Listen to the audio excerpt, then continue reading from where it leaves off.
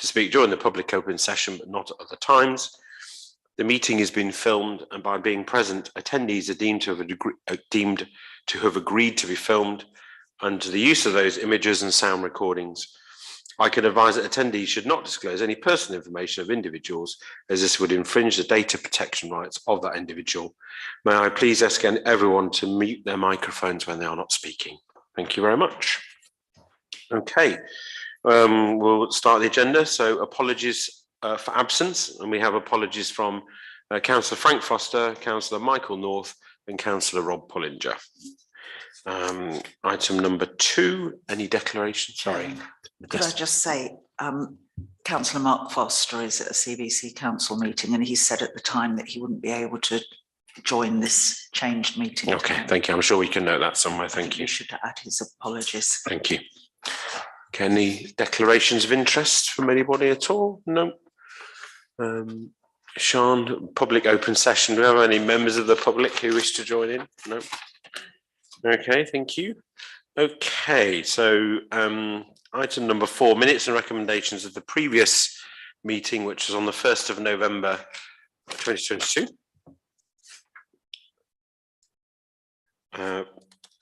I'll do it in the number as it is in the pack. So page 5. Page 6. I think much of this actually was rolling forward to this meeting, so I'm not sure there's a lot that we needed to look at elsewhere. Sorry, page 7. No. Page 8 and page 9. Okay, so any matters arising? Page 5. Page 6. I think most of the matters arising are actually ones we're talking about tonight, but anyway. Page 7. Page 8. Or page 9. Okay, great. Thank you very much. I think we can record those as an accurate reflection of the meeting. Thank you very much. Okay, items for consideration. We've got a number of items this evening from put forward from our HR and administration manager and also the town clerk. I'll take them in the order I think that they are here as well. I know there's been a lot of documentation provided this evening, and I just want to put on the record that my thanks for the town hall team putting it all together, because it's obviously not easy and it's quite technical in many ways. So thank you very much for doing that. And I think a lot of this was really colleagues wanted this information to come back to this meeting with, I hope people have been able to make, or colleagues have been able to make any recommendations or changes, well, not recommendations, but changes or practical points, and that we can hopefully take some of these forward tonight. But yes, Town Clerk. I just wanted to make one brief observation, Chair. I asked the administration and HR manager to take extra time in giving out this documentation because of the large volume, to give members extra time to read and digest it. Thank you. Thank you. That was noted. Thank you very much. Okay, let's start then with I guess 6A1, overtime and time off in lieu, toil and unsocial hours policy. I won't sort of read it line for line, but I think it's pretty self-explanatory, and I will then take any comments, and then I guess we will, if colleagues are happy, we then need to agree, but happy to take any comments first, of course. Councillor Strong. There's clearly been a tremendous amount of work that's gone into this, which I think the staff should be commended on the amount of time they must have spent to get it like this. I'd quite like to know where some of these precedents came from, to see whether they're NCJC standard or whatever that is. But the one observation I make, because I don't want to go through and try and rewrite it, otherwise we'll end up with a camel instead of a horse. But what is it unsociable hours or unsocial hours? And is referred to at the top of page 12. And what is there a definition of it? I don't recollect having seen the definition of unsocial hours, but That's an observation. I think it would be better if we knew what unsocial hours were, because, as an example, the time of this meeting might be classed as unsocial in some respects, but for certain posts within the council, it's part of their job. If it's to clerk a meeting, it's not part of the normal working period, and with toil they would be taking time off in lieu. So I think it needs to be just clarified, that otherwise we could end up with ourselves in a dispute position if we had somebody that way inclined, which I don't think we have. Okay, no, I take all of your points, Councillor Strawn. Actually, I think I'm going to have to defer some of those to the town clerk, who hopefully can sort of give a bit more of the rationale behind where the policies have kind of, based on, and then also whether we do need to be explicit about unsocial or unsociable. I'm not quite sure which. I'll answer the first question, and then I'll defer to Helen and Sian, who've done an enormous amount of hard work in the detail. The constant point of reference for all of our documentation, as you would expect, is the NJC agreement that we have, the 420-page NJC agreement that we're signed up to, which in some cases is extremely specific, and in other cases just doesn't touch on subjects whatsoever. But you can take it as read, I think, I'm looking at Sian and Helen, that any of the commentary connected to this has been used that as a distinct point of reference. There's nothing that reaches outside of that. Yeah. However, let's try and answer Mr. Councillor Strawn's comment about unsocial.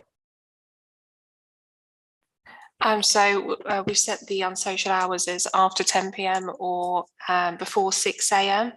And most of the time, all council staff fit within that. So even our Orchard team. Just on that, it wasn't clear within the document, as far as I could see, that it was. Well, I didn't notice it. I may have missed it. There's a lot in there, but I would accept that's unsocial. Can I suggest something? Sure. Looking at Helen here, sorry, I think it would be sensible to make a note of that within the policy, so that we're clear and precise connected to this. Yeah. It's on page 11. Yes, that's referring to community or the community centres, right? I think, I may have missed it elsewhere, but I think, in honesty, I think if it's made clearer elsewhere through document, it's not going to be a problem. If it's already listed, that's great, but let's be really explicit about it, and then there's no ambiguity. Sorry, yeah. So management did debate whether or not to specify the core hours, but because we have staff that do work contracts, that their set hours are not, for example, like the administrative staff who are 9 to 5 p.m. We do have staff that work different hours throughout the day, and indeed we have a couple of workers where they split their time up across the whole day. So we tended to try and encompass that within the definition, where we've stipulated that may issue specific contracts that set out core working hours and unsociable working hours relevant to the workplace and purpose of role. So we encompassed, it would be role specific. Okay. Are you happy with that answer, Councillor Strawn? Yes, I was just making the observation. I hadn't picked up on it all.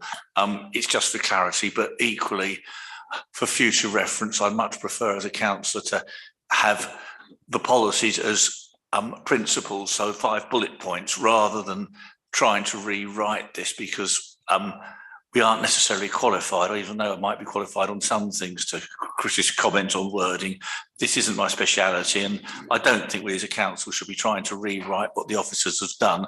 But if we've got a policy, if we set it out in just bullet points such as there's toil or not toil or whatever, whatever that policy is, it'd be much easier, I think, if we could just have that and then leave the officers to draft it appropriately. If they wish to consult, that's another thing, but have it in a committee meeting or a council meeting, I think, is a recipe for disaster, because we could be here all night if we went down that route. Okay, great. Any more questions? Councillor Russell. I'm not terribly happy with this risks of unsocial hours working.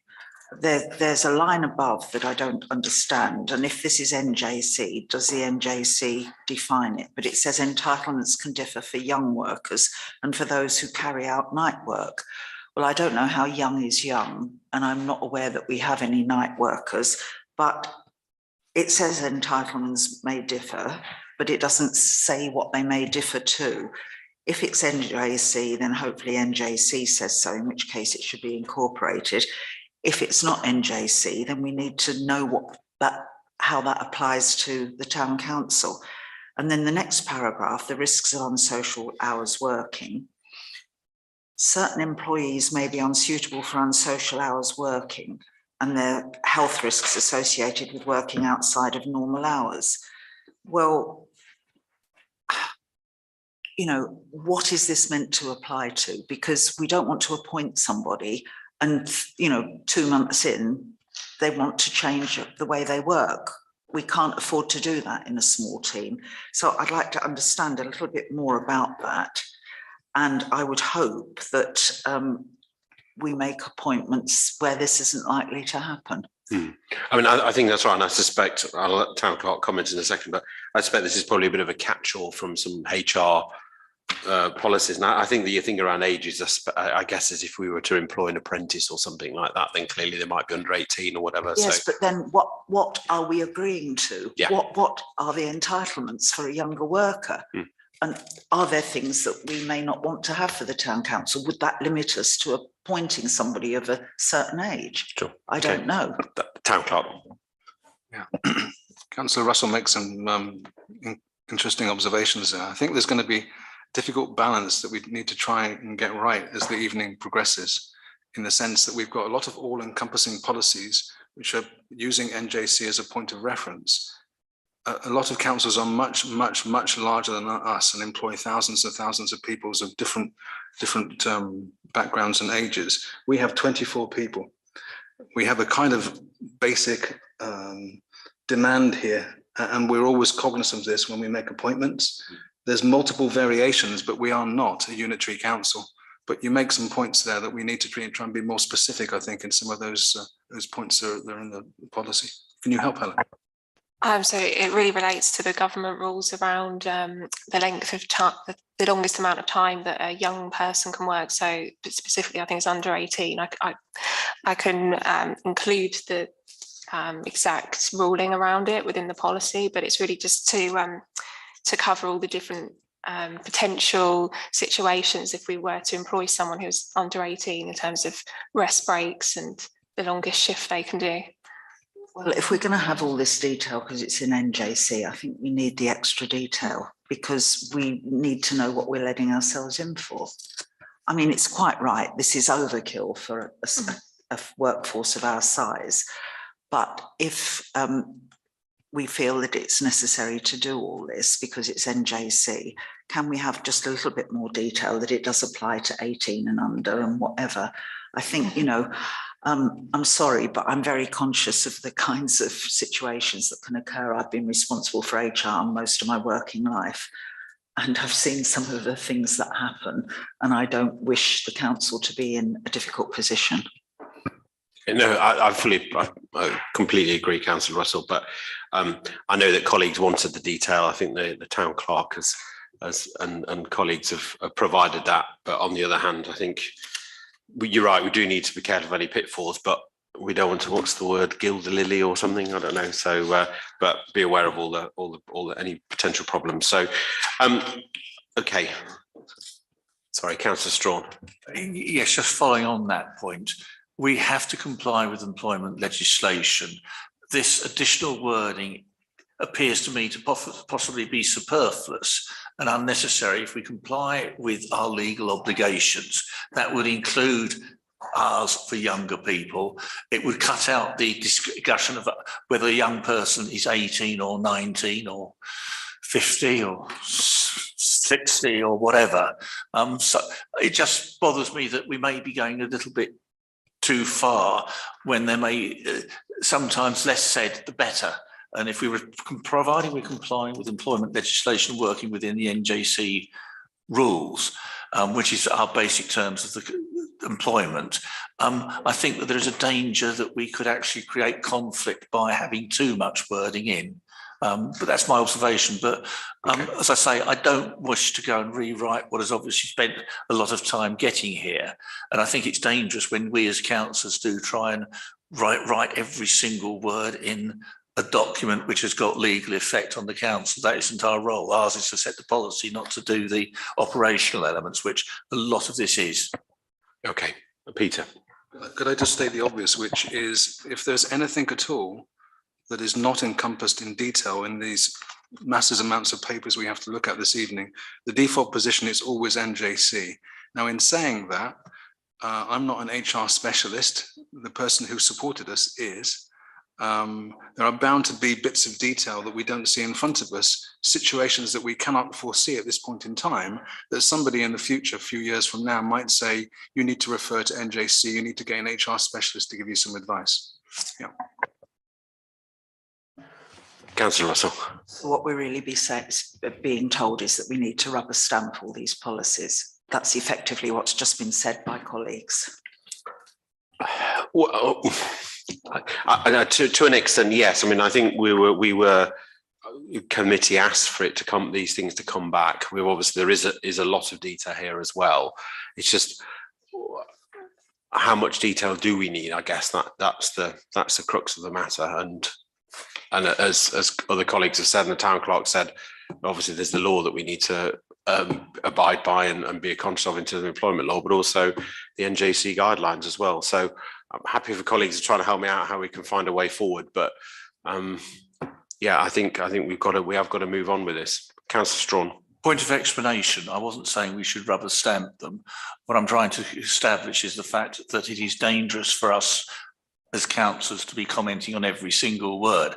I think the basic policy should be straightforward enough. How it's then dealt with are covered by the NJC rules and employment legislation. And yes, if there's a particular part that relates specifically or is concerned to this council, then it should come to this council. But I'm not happy about us as councillors redrafting the work that's presumably being passed through our employment specialist. If there's something of a matter of principle, that's a different matter. But when it comes down to the basic legal wording and the legal effect, that is not our expertise, I don't believe, as councillors. It should be down to our staff with the appropriate professional support as necessary to do the drafting, not for us to do it. There's clearly reasons why. I haven't read all the NJC rules or however many thousands of pages there are to it. So I'm not prepared to rubber stamp it in anything in that respect, because I just don't know what the legal effect is, because I haven't read them. Okay, 10 o'clock. Just two quick observations. Just to get the wording correct, NJC is obligatory. It's not optional, it's obligatory. The second thing I would say is actually there are components of this which are in the sense non-movable. They are a national picture. We have to do that. We have to abide by employment legislation. However, there are small aspects within this that are not. So a good, for instance, would be toil. Yeah, toil is a localized thing. It's something that members can determine locally, and we need to set it locally. Yeah, leave isn't. Leave is NJC national. So in particular, the toil related items in here are something that you need to determine locally. Thank you for that clarification. It actually adds to the point that if there are things that are NJC, we don't need to have them in here at all. Those that are for local conditions, we do. And then we do have to make sure we've got the policies right. But again, down to the final legal wording, it should be done to our staff or their qualified support, not to us to actually do that. Set the policy, yes. Do the detail of the legal paperwork is a different matter. Okay, Councillor Ramsey. If you look at our standing orders, you'll find that the items that are legal and a legal obligation and need to be adhered to are in heavy type. So if you had that in here, people would look at it straight away and think that's NJC or that's government, that's not debatable, which might be great help for people looking through. So that can't be discussed and this has been sorted. So I think that's my first item. And the second item I want to say is that if most of this is based on NGC, or even if it isn't, there should be something right at the beginning to explain that these rules and regulations, or whatever you want to call them, working conditions, are based on the requirements of NJC and following legal advice which we have received. So it's made quite clear that these have not been grafted out of thin air. They are in a NJC and legal, I don't know, comments, whatever you want to say, or legal advice. So straight away it puts them, and I think if you did that and you put the stuff that's not debatable in heavy type, I think it would be quite useful. Okay, 10 o'clock. I think there's two comments I'd make connected to that, and that is, I think that your second comment connected to the kind of overriding rider as per the documentations is eminently sensible, and I think that would help in as an introduction to any and all policies connected to HR. I'm less inclined towards going through every single document and highlighting that which is NJC and that which is local. I'm very, very conscious, and I'll speak some more under exempt connected to this, of the significant time that colleagues are spending to play catch up connected to this, in the sense of filling a space connected to core policy documentation. Okay. But I'll specify some more information about that later. Thank you. Councillor Russell. May I then propose separately to anything else that when these documents are next reviewed, because they have to be reviewed periodically, Yeah. the work is done then in accordance with what Councillor Ramsey was suggesting, so that it's not all done at the same time. Okay. It's done when they come up for review, because it will make it very much easier for a future council. Okay, so that's a proposal then. Have you got a seconder? Okay, great. So I'm trying to think which order we'll take this in terms of whether we agree to the policy and then vote on Councillor Russell's proposal, or I don't think we've got a proposal about the actual policies yet, not No. formal proposals. Okay. Chair. Right, okay.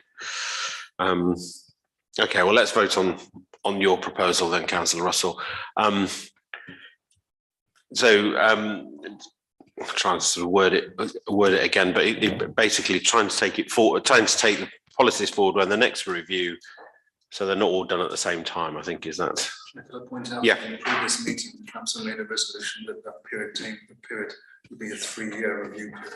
Okay, so it's a 3-year review, so they wouldn't It's necessarily not the be. length of review, it was that when they are reviewed, they're presented with NJC in bold, so that we can see what we cannot alter and what we can alter.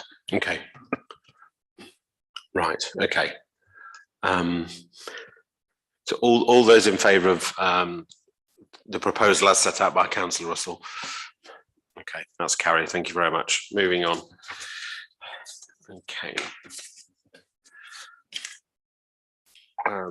Okay, 6A2, information and data. Chairman, Yep. haven't we got to do something about approving or not approving the policy in one form or another? Okay, yeah, we can do that. Now we can do that. Okay. Um, All right, so obviously we've just agreed to a review period just now in terms of the policy and, sorry, a presentation around the review period. Can I then seek a vote on all those in favour of the policy taking into, the policy as set out, obviously with taking into account some of the comments that we've just made around highlighting particular bits around age and the legal stuff and all the rest of it. Can we have a show of hands who's in favour of taking that forward?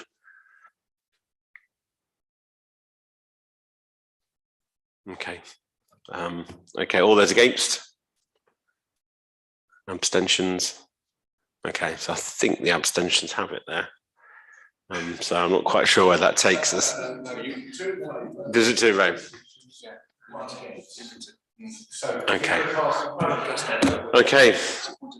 Right. Well, I think the casting vote is. I think we'll take this forward. I don't think we've got a lot to do this evening and a lot of other things to cover. We have agreed to come back to this in a review, so all is not lost for those that are not 100% happy. So I think we'll take it and move on. Okay. All right. Thank you very much for that. 6.2 information and data protection policy. Comments, please, and then we'll need to agree to or disagree, depending on what people's point of view is. Councillor Strawn. An observation on page 15, second paragraph down. I'm delighted that we're pleased to make concessions for those with hearing and sight difficulties. But I'm rather concerned at the open-endedness of making special provision for those whose first language isn't English. That is a recipe for disaster, in my view. We're a small council. We're in England. English is the main language and the legal language of this country. And whilst I think it's quite right we support people with disabilities in any shape or form, I don't regard a language disability in that respect as being appropriate. And I also don't think we will be pleased. If we just said we would accommodate if possible, that is much better. To be pleased is actually implying that we're going to do it regardless. And I can't support that wording, and I'm not happy with the idea of just saying opening it up so that when we've got one language, whether it be 2, 3, 4 or 5, how many languages, it's just totally impractical and infeasible for this council. And I personally would propose that particular paragraph be struck out insofar as it relates to the language side, and also the wording be amended from will be pleased, will endeavour to accommodate. Okay. Good. Okay. Any further comments, and then we'll. Councillor Russell. Following on from that, we've got over 100 pages in front of us tonight. Very small text, a lot of it. So if we were required to translate it all into another language, it would be an extreme cost to this council. No, I share your concerns on that, and I'm not sure where the law sits on that. I think it's a sort of an accommodation rather than a sort of legal requirement, unlike if you have a disability or something like that. So I think that's okay. So I think we'll need to take sorry, Councillor Thomas. Could I also say we probably wouldn't know which language to use? English and what? Yeah. No, I think that's right. Town clerk, yeah. Yeah, I mean, as someone who's worked for many years in London, in one of the boroughs, then obviously when you're working in a council as large as that, you strive to put multiple variations of your documentation out in as many common languages that exist within that borough. However, this is a different situation, and I completely agree with Councillor Strawn's observation. Okay, anything further? No. Okay. What I would suggest then from the chair is that we'll take it as is with an amendment or a rewriting of that particular paragraph. I think that's all that was needed, wasn't there? To remove English as the first language and just refer essentially to hearing and sight difficulties. I don't think we need to do anything other than that. Other than so, can we now take a vote on? Yep. Are we hearing and sight? What about physical disability? I wouldn't have thought physical disability would prevent somebody from reading. No, I'm genuinely trying to think what that would be, because somebody could read to them as well and things like that. So, yeah, but I think hearing and sight, and obviously, making things on tape or whatever. But that's I'll leave that for the officers to sort out. But I think you caught the drift of what members want. So we'll just take a quick vote on whether we approve the information and data protection policy as suggested just now, with that one sentence change, and the rest of it as it is. Okay, all those in favour? Okay, that's 3. Okay, thank you for that.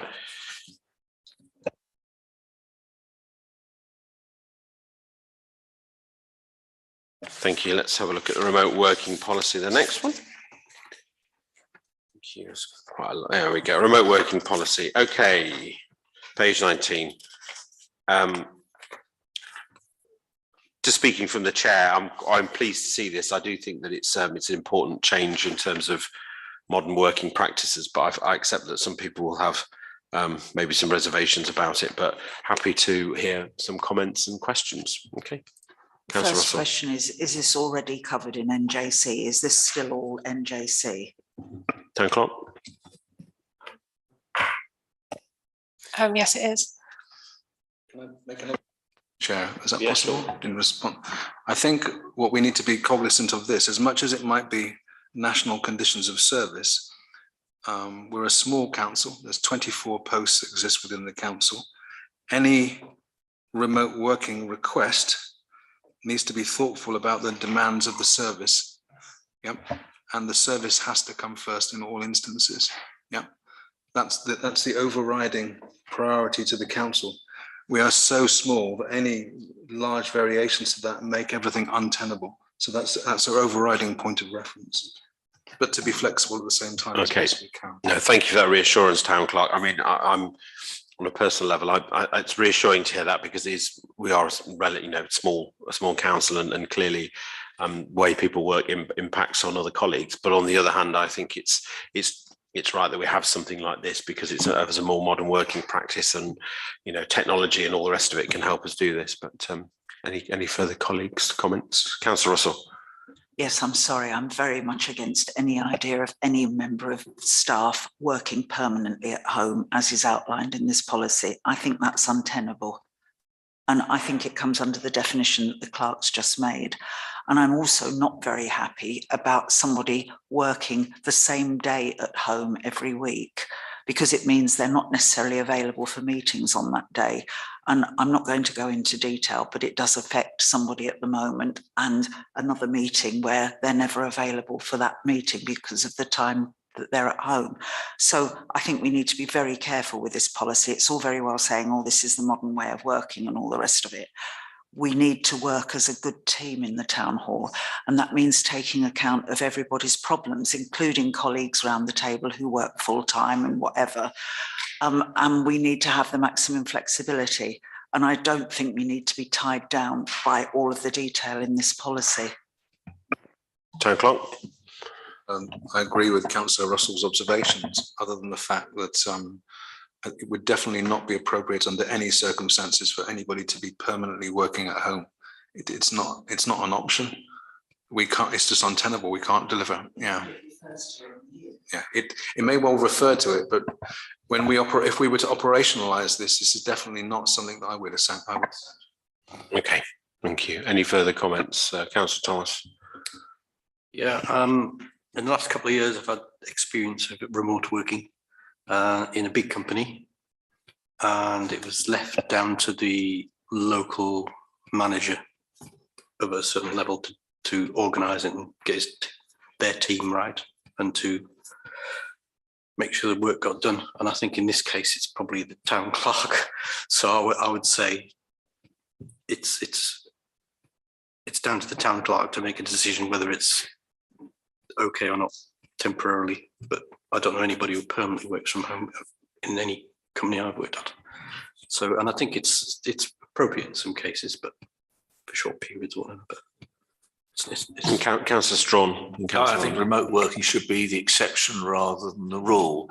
And I have great concern over the effectiveness of any organisation with home working, having tried to deal with large organisations where it's quite clear people are working remotely, you do not get the service that you should be getting. And we've got here to provide a service for the town. And I think that as far as possible, and there will always be an exception where it's appropriate for for specific needs work remotely, but the basic principle should be is that employees should work from the office or from the depot, because the depot here, the public realm, don't have that same opportunity as remote working. And I think we should say that the general principle is that there should be no remote working except in exceptional circumstances as the principle. Yes, Councillor Ramsey. because I think it puts pressure on the rest of the staff. It's all very well to say, oh, Colin's at home and he's doing his work from home, and that's fine. Colin is not at his desk. He's not answering the phone. He's not dealing with anything that crops up. Someone else is about to leave their own work to go and answer Colin's phone and deal with what crops up at Colin's place of work. And that's not fair in a team that is so small that they're going to be put upon all the time. It's just not right in my view. And I think Duncan Strawn has got it right, that it should be exceptional and only at the discretion of the town clerk. Okay. Town Clerk, have you got any further comments to make? Yeah, I mean, I think it's maybe slightly difficult to define. I mean, I know what exceptional means, as we all do. I think there is some benefits in today's working environment in certain situations where perhaps, I don't know, I'm trying to think of something. If Helen was going to be doing a big HR related activity which required huge amounts of focus and no interruption whatsoever, then it might be appropriate for her to have a half a day being focused on that. I don't believe that to be exceptional, but I think it's sensible. Perhaps it should be the exception rather than the rule. Okay, Councillor Russell. There are clauses in here that relate to what the town clerk's just said, and I'm fully in agreement with that. But what I'm unhappy with in the wording in here is it keeps referring to the line manager, and I'm fully in agreement with colleagues that it's not the line manager, it's the town clerk in this organisation. So it talks about, there's something here on the page 20, the line manager may liaise with the admin and HR manager in relation to applications. It should be the town clerk may, if he wants to, talk it over with the admin and HR manager, which would be very appropriate. But no, you know, we don't want other managers doing anything and talking about it to the admin and HR manager. We actually want the town clerk making the decision because he's the one who's got the overview of what's going on. And I mean, as has been said, if somebody's got a special project to finish by a deadline or whatever, that's different. Or if, as is mentioned in here, sometimes there may be a sudden illness in the family, or this or that. Yes, but the town clerk makes the decision about how the town council is going to function. He's the key for the operational effectiveness of the town council. We don't want it to be taken for granted that I've got a problem, so I'm going to work from home. It has to come through you every time. Yeah. Can I comment? Yeah, sure. I was going to pull together some comments. If but we I'll just let think you about this speak from an first. operational perspective, I can't foresee any situation ever where someone would take it as granted or would indeed try to work at home without first seeking sanction. However, I think Councillor Russell makes a valid point. They might phone an individual manager rather than me direct in certain instances.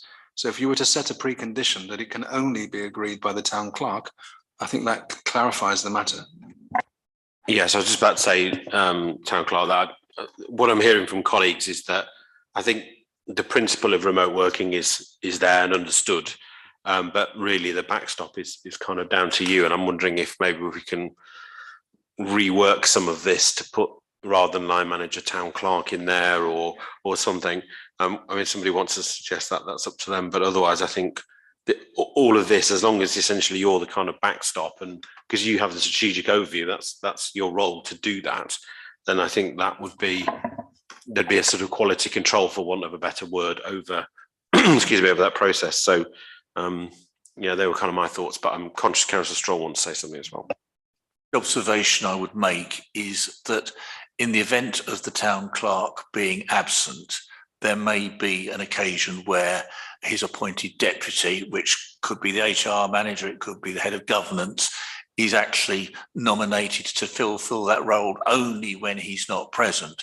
And I think that if we're happy with the principle that we're accepting that remote working is a possibility, that this document needs to be amended so that it's made quite clear that this remote working is allowed only with the authority of the town clerk, or in his absentia, his nominated deputy, and that I'd leave to the town clerk, because that's an operational matter for him to decide who that appointed deputy should be. Okay, that seems very sensible. Councillor Russell. I'm also somewhat concerned about towards the end of the policy, this risk assessment and positioning of equipment and employee conduct. Really? You know, how much time are we going to waste with all that? If somebody's got a workstation and is working at home, why do we have to be involved? So, you know, I'm sure I'm going to be told it's NJC, but there's a lot here that I'm unhappy about. And I have to say that there are clauses here which indicate permanent working at home and trial periods and all of that. Okay. If it has to be in there, okay, I'd rather it wasn't. Okay, town clerk. I think again, trying to be as helpful as I can in trying to get through what is an enormous amount of consideration this evening. I think as much as we've got a kind of all-encompassing policy here, its operational deployment is down to myself, and I will be very cognizant of the messages that are coming this evening, and I will obviously make sure that the council is running effectively as it should. In answer to Councillor Russell's second question, as a result of health and safety legislation, the council is obliged, if it follows the legislation to its nth degree, to have conducted an assessment on regular colleagues who might want to work at home to ensure that that environment is safe and appropriate. Yeah, and I'm sure that members around the table will be used to that environment. Yeah. Yeah. However, as we operationalize this, I doubt that occurrence will ever be real. Can come and assess whether my desk is okay or not. It's the point of being silly. I'm sorry, it really does. And I do worry. And again, it comes back to what Councillor Ramsley suggested, that we really need to know what has to be in here and what we can say, no, it's not appropriate for the town council. Because this policy in particular, is not. I mean, just going back to the health and safety point, I know from my own perspectives, it is perhaps a bit more of a theoretical thing rather than a sort of actual thing. It's just to make sure employers have raised the issue and make sure that people are aware of it, and you have a rather than a dining room chair, you sat in a proper chair and things like that. But I mean, all of that is, I would say, common sense. And I think as the town clerk has said, that in terms of granting remote working, etc., all of that is thought about and considered. So I think, Chairman, it would be very different if it was a company that's demanding that people work at home because it doesn't want to provide office space. I can fully understand that then. But this is very different. This is people needing or wanting to work at home for short periods. Okay, that's interesting. That's a good distinction. Thank you. Town clerk. All I would say is, I think in the spirit of trying to get something concluded upon this evening, we have some rather all-encompassing policies here that apply in all sorts of situations that probably don't necessarily apply in a town centre context. When we operationalise this, then we will never be in a situation where we have a regular person who is working at home, which needs to go through the H&S policy. So, as much as it's in here, will it be applied? No. Councillor, I think, rather than just saying, I understand exactly what the town clerk's saying, and I agree with it, that operationally it won't happen. But I would like to propose that we say, in adopting this policy, that we would never expect anybody to be employed to permanently work at home. Okay. I think we can say that. I think I'm getting agreements. Okay, so to move this on, because we've had a bit of time and I'm conscious we've got a lot to do tonight. Can we vote on it to say that we take it here as it's read, with the proviso that Councillor Russell has just said, in terms of no permanent working from home policy, and essentially the kind of devolution to the town clerk to make those operational decisions. But in a sense, it's kind of inherent in that, but it's just making it very clear that the final buck stops with you, and the team needs to be operational, all the rest, all those kind of things. So if we can try and take that forward, and so to operationalize it, that you have the final decision in terms of only I think 50% of the staff would even be eligible to remote work anyway out of our current 24. So we are talking small numbers of people, and no permanent working from home. I think that's okay. So can we have a quick vote on that? Just a quick question. Okay. Really, I know during COVID you had to equip the people that were working from home. Have we actually still got a couple of spare computers where if people that they can have one of our computers if they're going to have to work from home? If you have, that's fine. I'm just checking that there is. The actual answer to the question is yes. So can we vote on that with what I've just said? Is that okay? Are you in favour? Oh, fantastic! Unanimous. There we go. Moving on. Thank you very much for that one. That was a tricky one. But Chairman, just an observation, I hope we aren't going to have anybody working abroad from their holiday home, as is outlined in the very final paragraph of the, because I think that would be I think that's a very extreme definition of remote, Councillor Strawn, but yes, I think I would very much leave that on the town clerk's shoulders. I think he's got the message, so. Just to add a little bit of humour to the event, I think that point's already been stressed to our colleagues prior to your attendance, so. So travel and subsistence policy now then, please. So here we are. I know we had a good discussion on that last personnel meeting, I think, as well. I mean, I'm conscious of the fact that I think when we discussed this previously that certainly the subsistence was perhaps to be used quite rarely or occurred only rarely. So I suspect that the emphasis may more be on the travel side of things, but happy to have any comments from Town Clerk first, if you want. I just wanted to make a very short statement. I think it's helpful that people have created this policy, but its application is going to be very minimal indeed.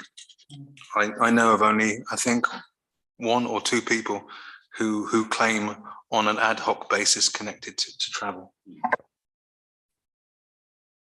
I mean, my only further comment on that is I would like to think that if when we're in a, perhaps a stronger position, more of a position of growth or whatever it might be going forward financially, of course, training and things like that are very important for staff to look at, but that's something for the future where some of this may come into consideration, but training or conferences and that kind of thing, I think they're really important, but that's not necessarily for now, but something in the future. By Councillor Russell. 2 things. First of all, I may have missed it, but it's usual to say this does not apply to travel to and from work. And the other thing is that 45 pence per mile seems to have been taken out, but I can't see that another rate has been put in. This is at the top of page 27. So I thought 45 pence per mile was still the HMRC figure. If it's not, we need to put the HMRC figure in, surely. Yeah, I think that's right. I understood that was a standard, but if it's different, then yeah, we need to put that in. Right.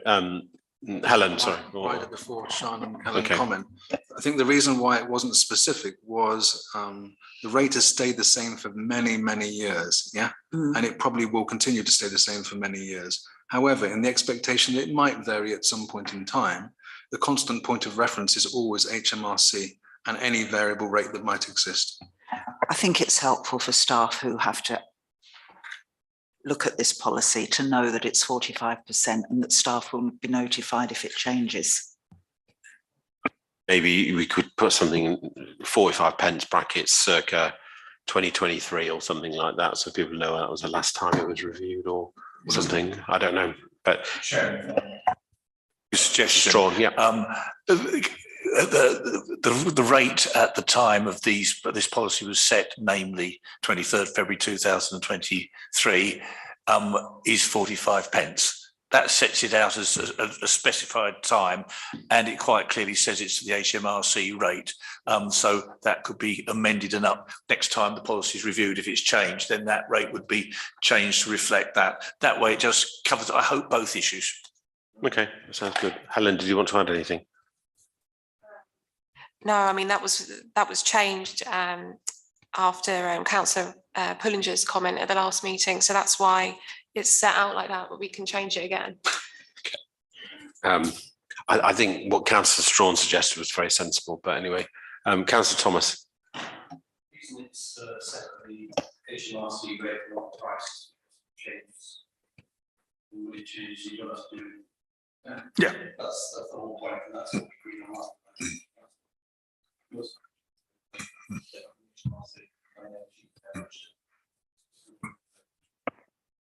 Clarification, my proposal doesn't alter that fact, it allows exactly that to occur.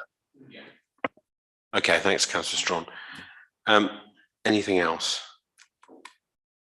I think the only question I had was, I think it was reflected in terms of hotel accommodation. I fully accept this is a very rare occurrence. The amounts about £100 inside London is still a bit on the low side, but if we need to come up with a figure, then that's fine, and in the exceptional circumstances that might happen. But that was my only other comment, really. Okay, councillor Ramsey. Sorry if I've missed it, but I can't see anywhere where it says that the town clerk has to sign off claims for expenses.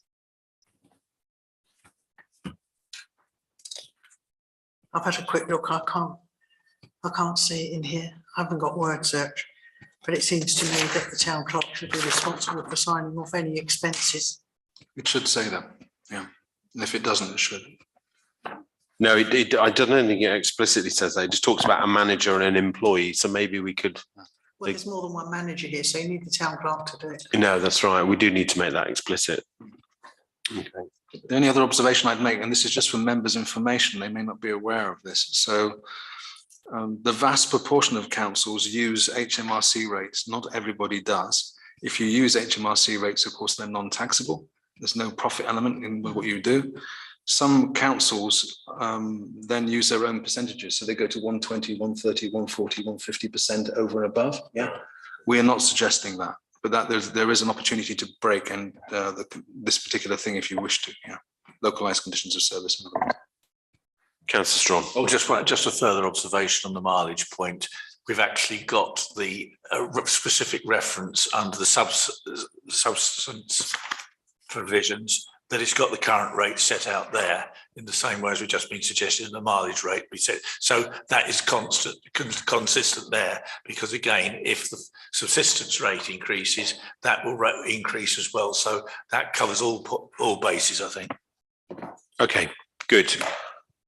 Right, fine. I think if we can, taking this forward then, if we can take this as read, I think, with taking into account the 45p versus current HMRC question, and making it explicit that the town clerk has to sign off on expenses. I think they were the two questions we had.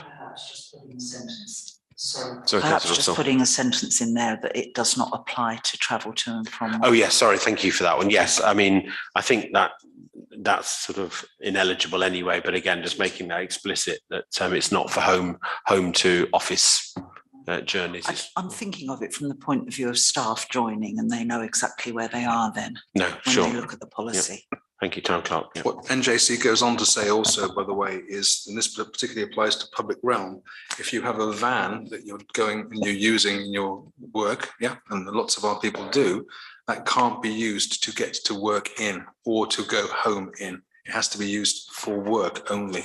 Yeah. Is that specified in a policy anywhere? Not in this policy, it's the wider NJC. Yeah. Yeah. We could make that point if you'd like. But our staff need to know that explicitly. It neither needs to be in their contract for employment or it needs to be in one of our formal policies. Because otherwise they're going to, people could come back and say, well, I didn't know that. I'd suggest it was a rider to this. Yeah, I think we do. I wasn't, thank you for that clarification actually, but no, that does seem to be something we need to probably include actually.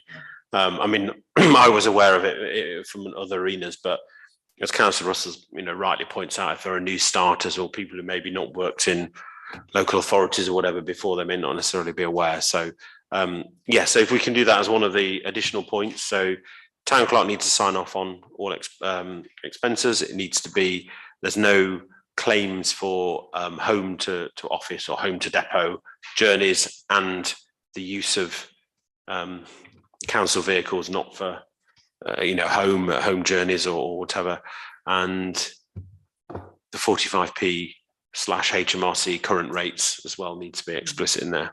Councillor Strachan. Just the observation on the town clerk only signing off.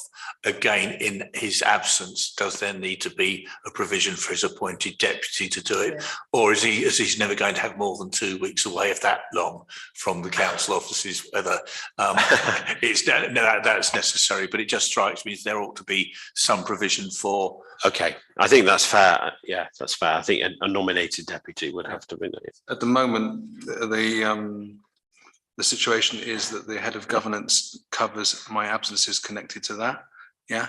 And I've actually we've made a suggestion in the new financial regulations that are being discussed next Friday within the group of 5 documents for the annual statutory meeting, that we also widen the RFO responsibility to make sure we have a deputy RFO. Yeah. Is that okay, Councillor Strawn? Does that make sense? That Yeah. makes So there's perfect a sense. It's just to deputy. make sure that we've got it covered, because much as we'd like to think the town clerk will never be absent from the office, and he should never take holiday or be sick, I think we do need to cover that remote possibility. No, I appreciate your belt and braces approach, Councillor Strawn. I think the message is understood and notes been taken. Well, exactly. Good. So can we now vote on that with all the riders and amendments that we've just talked about? Okay, so all those in favour, please. Thank you very much. Great. Brilliant. Moving on. Disclosures and barring policy. There doesn't seem to be a lot changing. I suspect a lot of this is the law, so I suspect there isn't a lot really to sort of debate, but go on, Councillor Strawn. It's a practical point rather than a comment on the documentation per se, although I think it's implied by the documentation. Does the town council have a portal to the DBS service which a prospective new employee would be able to sign in through to get their DBS check done, where they'd be given a key and a password to register on there, which would then get reported more efficiently rather than having to try and work it out themselves, because I'm in the process of just doing that for another purpose, where I've been given a organisation number and a PIN number so I can do it. It's not quite as easy as I would wish, but certainly I think if we've got, it would make sense, and then we would be responsible for paying for that DBS check. We wouldn't be having to reimburse, which seems to me to be an unnecessary administrative point. All we need to do is the new employee would be given that information, and they could then register it themselves, and if they were struggling, they could always come into the office and do it in the office rather than imposing that on them to take on at their own expense and to being reimbursed, because if they're unemployed, they may not have the particular funds to pay for that check. I've got a follow-up question to that as well. This is Councillor Strawn's question about the portal and the ability to do it. I also want to know how many members of our staff actually require and have a DBS certificate as well. So, Helen. The check is a basic DBS check, which technically the person should be doing themselves.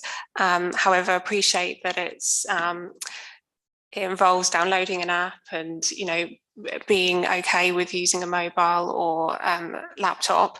So that's why it says with the assistance of the admin and HR manager if needed. So there have been occasions where I've gone through the application with them because that's been helpful for them. But there's also been occasion where, the person feels absolutely fine completing it themselves. So and on the second point, it relates just to the Orchard Centre staff, which it says in this policy. So the 3 members of staff at the Orchard have a check.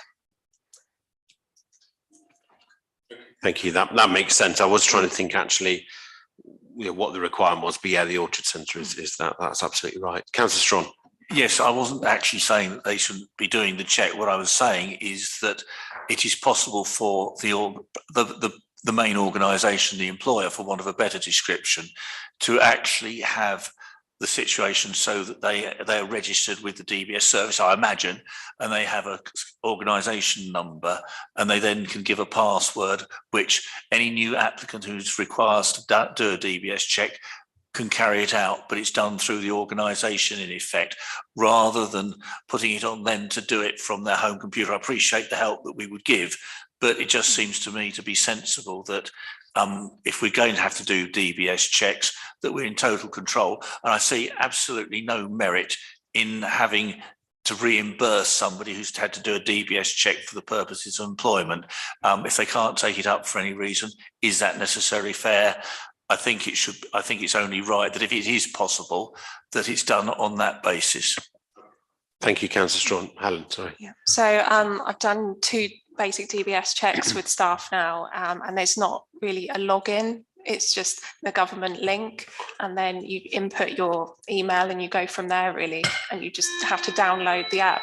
So it's not something where you get an organisation number. You just have to put in all the detail. With respect, I've just been doing it through an organisation for the DBS check, and it's been paid for by the organisation that I'm involved in as a trustee. Okay, So it is possible. right, okay, that's a bit difference of opinion. Town clerk. Can I make the suggestion that we put the rider in to recognise what councillor Strawn has said? Yeah, and then we can check how we can best operationalise it. No, that sounds good. I mean, it may well be there are different ways of doing it. I don't know. I've not done a DBS for a number of years, so. I've done 3 fairly recently and Okay. I've never had to do that. Okay, all right. Councillor Russell.